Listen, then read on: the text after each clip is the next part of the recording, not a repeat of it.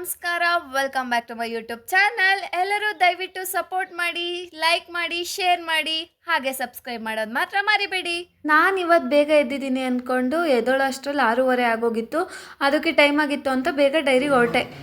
ಅಂತೂ ಇಂತೂ ಅಷ್ಟು ಚೆನ್ನಾಗಿದ್ದಕ್ಕೂ ಬೇಗ ಕಂಪ್ಯೂಟರ್ ಆನ್ ಆಯಿತು. ಆಮೇಲೆ ಬರೋಷ್ಟರಲ್ಲಿ ಲೇಟ್ ಆಗಿಬಿಟ್ಟಿತ್ತು. ಅದಾದಮೇಲೆ ಫ್ರೆಶ್ ಅಪ್ ಆಗಿ ರೆಡಿ ಆಗ್ತಿದ್ದೆ. ಅವಾಗ ಟೈಮ್ ಆಗುತ್ತೆ ಅಂತ ಅಮ್ಮನೇ ತಿಂಡಿ ತಿನ್ನಿಸಿದ್ರು. ಅದಾದಮೇಲೆ ನಮ್ಮ ರಾಣಿನ ಎತ್ಕೊಂಡು ಬಂದೆ ಕಾಲೋನಿಗೆ. ಅದಾದಮೇಲೆ ಹುಡ್ಗೆರೆಗೆ ಬಂದು ಇವತ್ತು ಟೆಸ್ಟ್ ಇತ್ತಂತ ಓದ್ಕೊಂಡು ಹೊರಟ್ರೆ ಸರ್ ಟೆಸ್ಟ್ನ ಪೋಸ್ಟ್ಪೋನ್ ಮಾಡಿಬಿಡೋಣ ಮಂಡೆಗೆ. ಅದಾದಮೇಲೆ ಅದೇ ಖುಷಿ ಕ್ಲಾಸ್ ಕೇಳ್ಕೊಂಡು ಕ್ಯಾಂಪಸ್ಸಿಗೆ ಬಂದ್ವಿ. ಕ್ಯಾಂಪಸ್ಸಿಗೆ ಬಂದು ಸ್ವಲ್ಪ ಹರಟೆ ಹೊಡ್ಕೊಂಡು ಎಲ್ಲ ಕ್ಲಾಸಿಗೆ ಹೊರಟ್ವಿ ತಿರ್ಗಾ. ಅದಾದಮೇಲೆ ಅಲ್ಲಿ ಕ್ಲಾಸ್ ಕೇಳ್ಕೊಂತ ಬಸ್ ಹತ್ತನ ಅಂತ ಯೂನಿವರ್ಸಿಟಿಗೆ ಬಂದರೆ ಅರ್ಧ ಗಂಟೆ ಆದರೂ ಬಸ್ಸೇ ಬರಲಿಲ್ಲ.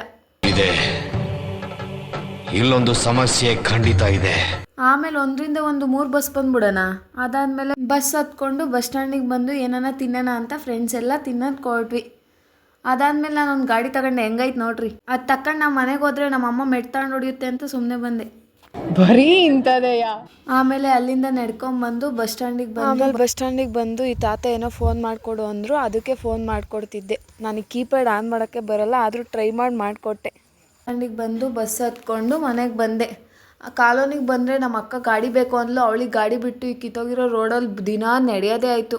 ಅದಾದಮೇಲೆ ನಾನು ಬಟ್ಟೆ ಒಗ್ದೆ ಅನ್ಕೊಂಬಿಡಿ, ನಮ್ಮ ಅಮ್ಮನೇ ಬಟ್ಟೆ ಒಗ್ದಿದ್ರು. ತಗೊಂಡೋಗಿ ನಮ್ಮ ಅಕ್ಕಂಗೆ ಕೊಟ್ಟರೆ ಅವಳು ನೋಡ್ರಿ ಎಷ್ಟು ಚೆನ್ನಾಗಿ ಒಣಗಾಕ್ತವಳಿ. ಆಮೇಲೆ ತಿರ್ಗಾ ನನ್ಗೆ ಒಣಗಾಕ ಕೇಳ್ತಾಳೆ ಅಂತ ಕೆಳಗೆ ಕೊಡ್ಬಂದು ಮೂವಿ ನೋಡ್ಕೊಂಡು ಸ್ವಲ್ಪ ಹೊತ್ತಾದ್ಮೇಲೆ ಹೊಟ್ಟೆ ತುಂಬ ಊಟ ಮಾಡ್ಕೊಂಡು ಮಲ್ಕೊಂಡೆ.